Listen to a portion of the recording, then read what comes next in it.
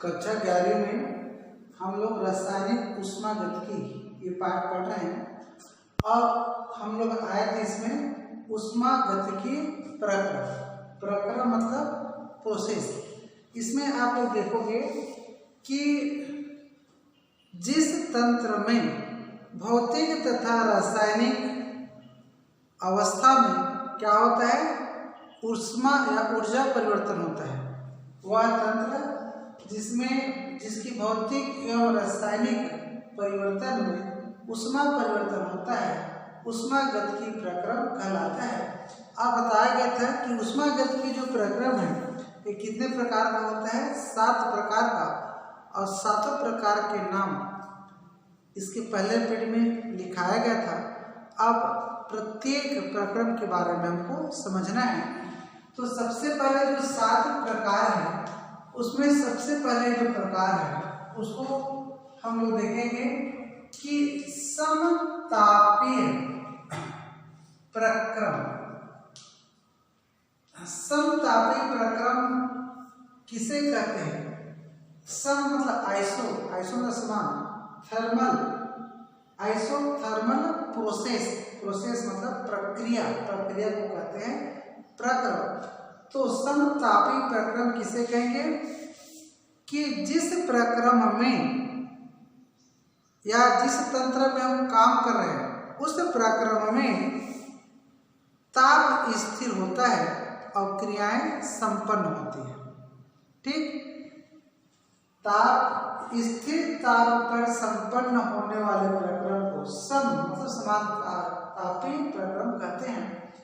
देखोगे अगर अभिक्रिया ऊष्माक्षेपी है तो क्या होगा, तंत्र से या निकाय से ऊष्मा किसमें जाएगा, वातावरण में। और ऊष्मा शोषी अभिक्रिया तो क्या होगा, वातावरण से ऊष्मा कौन ग्रहण करेगा, तंत्र ग्रहण करेगा। ऊष्माक्षेपी में वातावरण को ऊष्मा देगा तंत्र, और ऊष्मा शोषी में वातावरण से लेगा तंत्र क्या, ऊष्मा। तो क्या होगा, कुल ऊष्मा का मान बराबर होगा और ऐसे प्रक्रम को कहते हैं समतापीय प्रक्रम। इस प्रक्रिया से ताप प्रक्रम का क्या होगा, स्थिर रहेगा। दूसरा प्रक्रम देखोगे आप लोग, रुद्धोष्म प्रक्रम। Adiabatic process. रुद्धोष्म प्रक्रम में क्या देखेंगे, वे प्रक्रम जो स्थिर ताप पर संपन्न होते हैं। देखो यहाँ पर भी स्थिर ताप आया और यहाँ पर भी स्थिर ताप आया, तो दोनों में अंतर क्या हो देखोगे, वह प्रक्रम या जिसमें स्थिर ताप पर प्रक्रिया संपन्न हो क्या कहलाएगा, रुद्धोष्म प्रक्रम। अंतर क्या होगा, इस प्रक्रम में तंत्र न तो ऊष्मा उत्सर्जित करता है और न ऊष्मा अवशोषित करता है। यहाँ पर क्या देखें हम लोग, ऊष्माक्षेपी में ऊष्मा उत्सर्जित करेगा तंत्र और ऊष्मा शोषी में तंत्र ऊष्मा अवशोषित करेगा। तो इस प्रकार ये ताप स्थिर हो गया, परंतु यहाँ पर शुरू से ताप स्थिर रहता है, न ऊष्मा लिया जाता है और न ऊष्मा दिया जाता है। तीसरा हम लोग प्रक्रम देखेंगे वो है समदाबी प्रक्रम। समदाबी नाम से स्पष्ट है, समदाबी प्रक्रम कि वह प्रक्रम जो स्थिर दाब पर संपन्न होता है। रासायनिक ऊष्मागतिकी में वह प्रक्रिया जो क्या है कि स्थिर दाब पर संपन्न होता है, समदाबी प्रक्रम कहलाता है। आप देखोगे कि जब जल को गर्म करते हैं तो 100 सेंटीग्रेड ताप उसका क्वथनांक है, उस पर जल का क्या होता है, वाष्पीकरण होता है और उस प्रक्रम को क्या कहेंगे, अपने क्वथनांक पर किसी द्रव का उबलने से वाष्पीकरण होता है वो किसके अंतर्गत आएगा, समदाबी प्रक्रम के अंतर्गत आएगा। और 5वां देखेंगे आप लोग,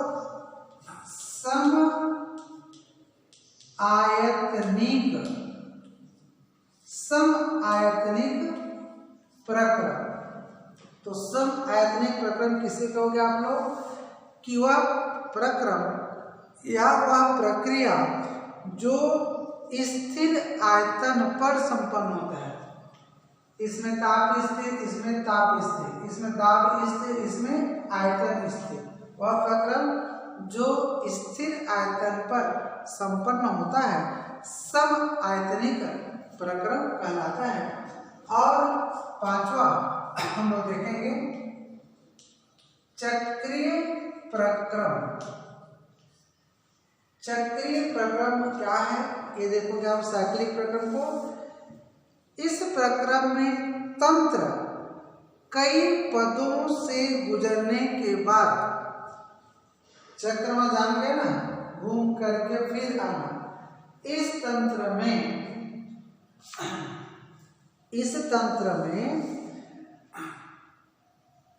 या इस प्रकार में तंत्र कई पदों से गुजरने के बाद पुनः अपने मूल स्थिति में वापस आ जाता है।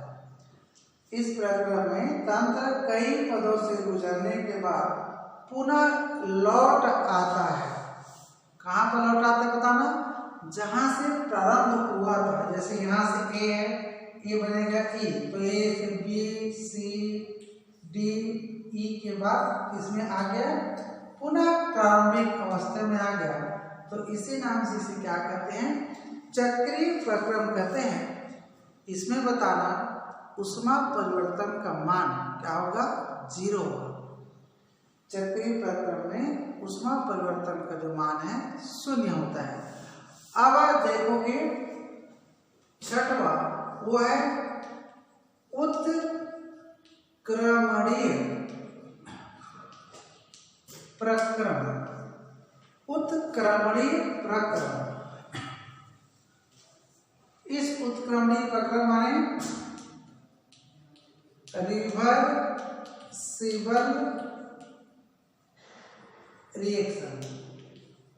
रिवर्सिबल रिएक्शन उत्क्रमणीय माने जानते हो कि दोनों तरफ चलने वाली क्रिया। जैसे देखोगे ए किससे बदल गया? बी में।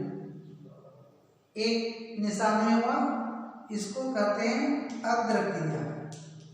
क्या कहते हैं? अग्रक्रिया। बी किसमें बदल जाएगा? ए में। इसका निशान ये होता है, इसको कहते हैं पश्च क्रिया, पश्च या प्रतिक्रिया। Forward reaction, backward reaction. तो ए का बी में परिवर्तन अग्रक्रिया, बी का ए में परिवर्तन पश्च क्रिया।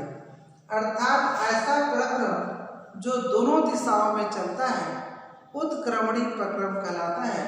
और इस प्रक्रम की जो गति है वो क्या होती है? हमेशा मंद होती है।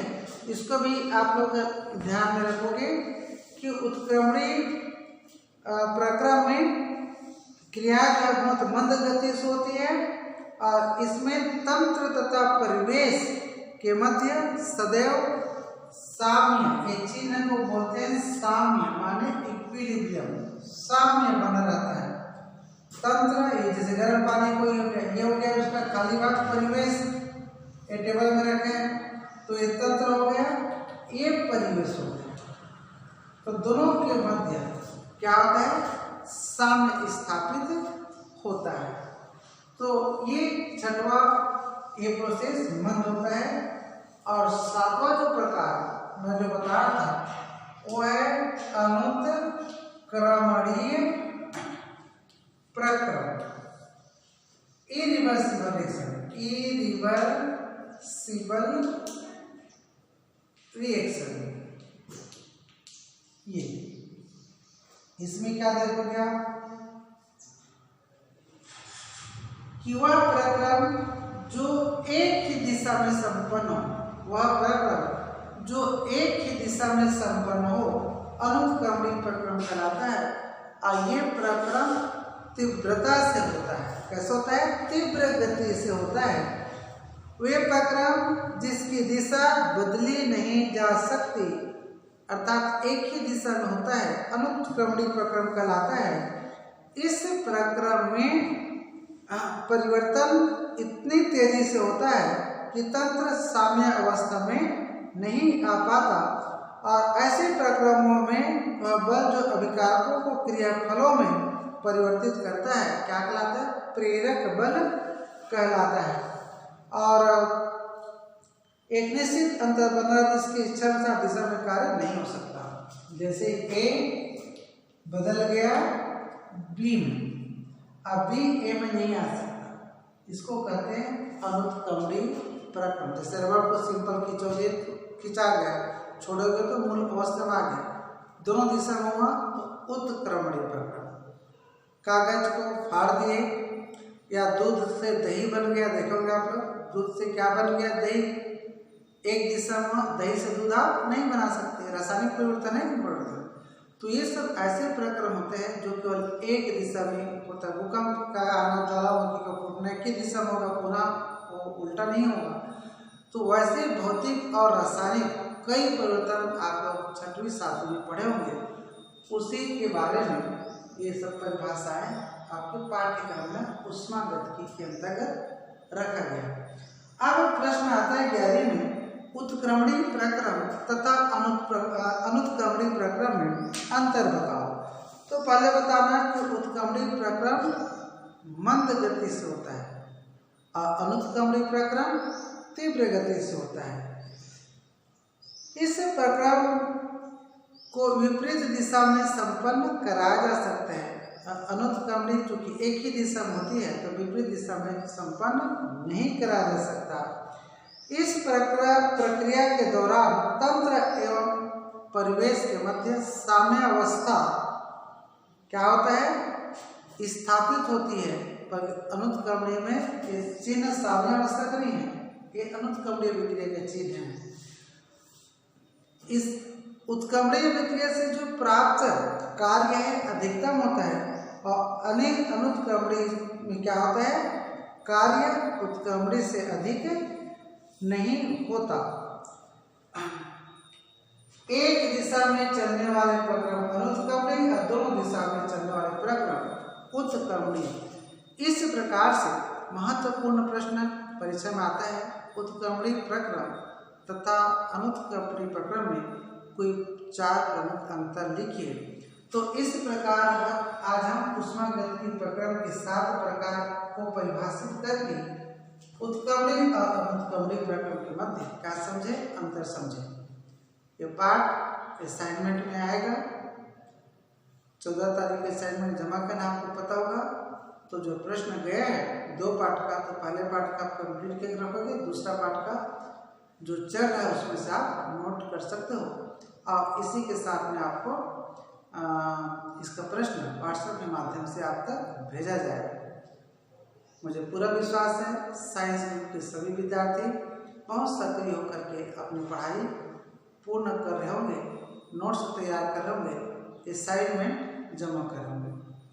इसके बाद इस पाठ का आगे जो टॉपिक्स है नेक्स्ट पीरियड में प्रत्येक वीडियो को देखोगे आपके लिए बहुत फायदेमंद होगा, नहीं देखोगे तो आपको बहुत नुकसान होगा। Thank you.